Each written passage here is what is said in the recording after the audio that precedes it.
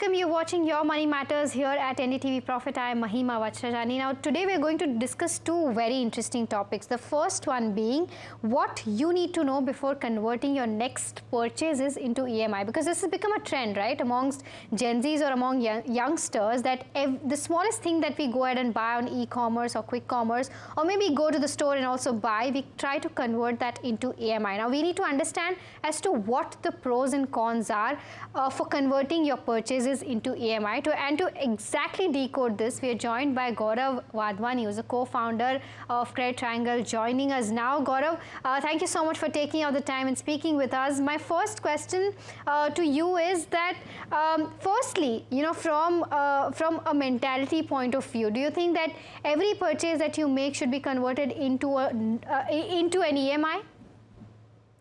Thank you very much, Mahima, for inviting me here. In fact, it's a very good question that you asked, and it's a very hot topic, because what we see is that people converting everything into EMIs, whether they need it, whether they can pay or not pay.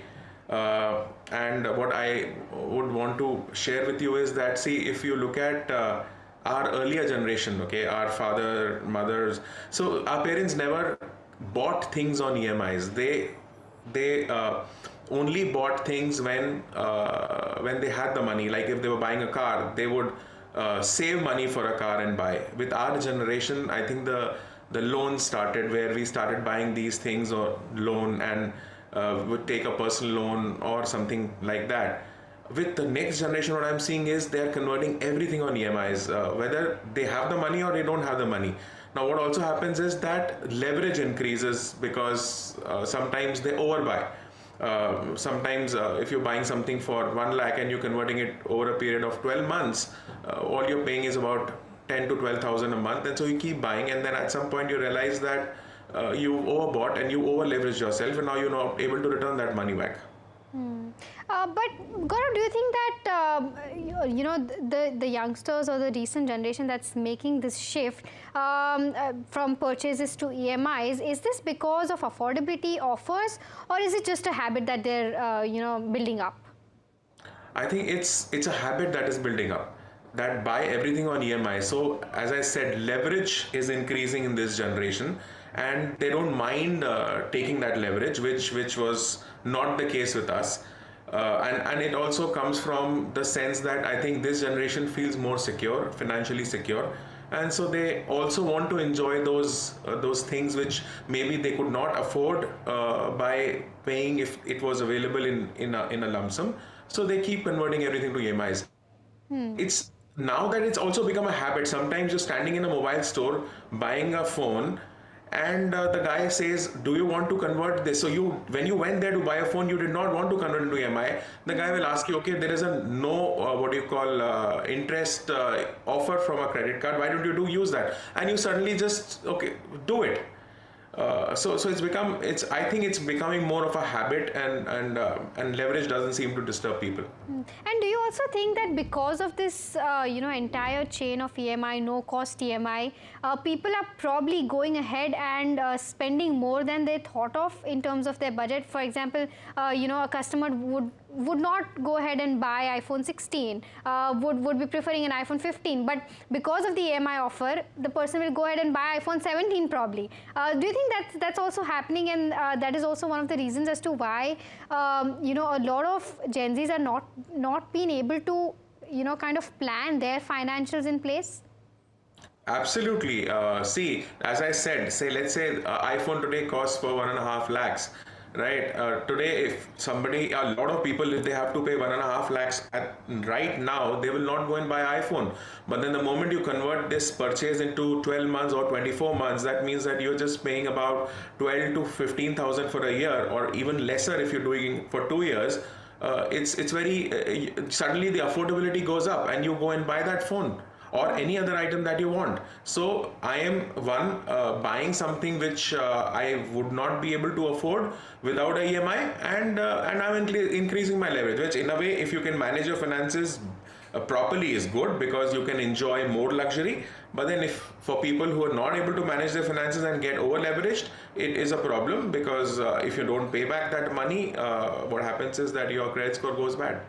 Absolutely. And, a lot of these people don't understand that, there's always a hidden cost behind this. So, what is the actual real cost when, a person converts a real purchase into an EMI, considering interest, your processing fee, as well as your GST? So there are hidden charges. So let's say you were to go and buy something of 50,000 rupees. There will be an interest. The principal is 50,000. There will be over 6 months. If you convert this into a 6-month EMI, there would be an interest of about 2,000 and some change over that over a reducing period. Then there is a processing fee mostly, which is about 2 to 3% as to what, depending on the card that you're using. There is GST on that interest. There is GST on processing fee. So this 50,000 rupee upfront payment would in 6 months cost you roughly about 53 and a half to 54,000 rupees. So you're roughly paying about 8 to 10% more. And Gaurav, this myth of no cost EMIs, is it just a myth or it's actually no cost EMI? How does one understand or try to read between the lines when it says no cost EMI? So when you say no cost EMI means somebody is bearing the interest and the charges. Okay, maybe the customer is not at that time because the brand is giving you that offer to increase or to enhance their purchase. Let's say you go and buy a Samsung phone and Samsung pays that interest and processing fee for you, but somebody pays, right? The customer is benefiting because of the fact that they don't have to pay.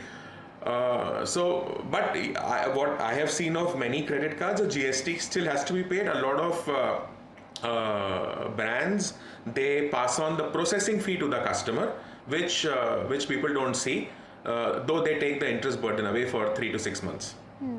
Okay, and Gaurav, what are the kind of red flags that consumers should check before converting their purchases into EMI? What are the factors that one need to look at? Is it tenure, hidden charges, pre-closure, etc.? What is the checklist looking like?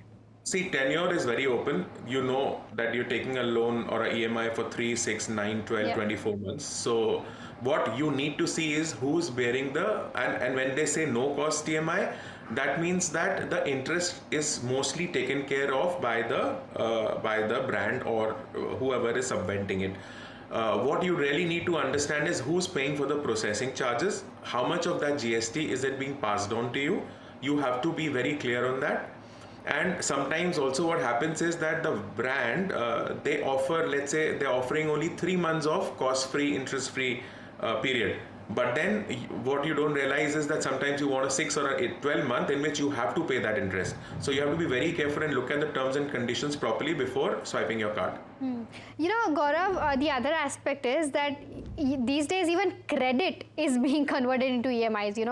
Once you have your credit card bill generated, there are options where you can convert this credit card bills into EMIs. So it's converting your credit into EMIs. How are you looking at that? Because at the end of the day, this could lead to a very big debt trap if your credit card bill turns out to be, on a huge amount. How should one go about this? So that's what I said. See, conversion into EMIs happens at 2 places. Right. One is at the store level when you're going and purchasing, where the brand is probably offering or is offering an offer for you to make that purchase. The other is where banks are offering you to convert large purchases into EMIs, which mostly is not subvented by the brand and also is not interest free. So you have to pay a processing fee. You also have to pay an interest over that. And what it leads to, see, for somebody who genuinely can manage his credit well or finances well, it's okay because maybe you've enjoyed that money for a period of time. But for somebody who cannot, and you should be very careful of the leverage, because at some point it will become a debt trap and you will realize that what you're earning is far less than what you can pay, and at that time defaults start.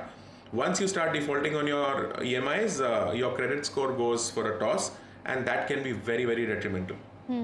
Okay, so now it's important to understand that at what given point of time should you convert your purchases into an EMI. And I mean, there might not be an exact checklist available for this, but what are the parameters that one need to consider before converting their purchases into EMI? See, sometimes there are some purchases which you plan and you convert into an EMI knowing the interest and the processing fee that you're paying. Let's say you have to buy a TV and you buy a 65-inch TV which comes for about 1.5 to 2 lakhs. You will be able to pay for it in 6 months. You knowingly go ahead and pay that money in EMIs and you bear the interest cost of it. Now that is fine because that's a planned purchase and you are managing your finances. But going and buying everything, converting everything on EMI, thinking that okay, let me buy right now and I will be paying it in the next 6 to 12 months is not a good habit.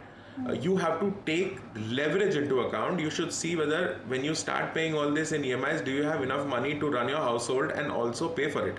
Now that is the most important thing that people should realize and see before doing that. And do you think there are pockets, specific pockets where one needs to look at that, okay, you know, in this pocket you can afford to do an EMI, but for this pocket particularly you shouldn't. For example, if you're buying, let's say a TV or fridge, maybe it makes sense to do an EMI because they're expensive. But maybe, you know, if you're planning to just buy your groceries or, you know, maybe take a small trip, which is just costing you around 20 to 30K, it does not make sense to do an EMI there. But that also depends on, you know, the kind of affordability that the person has.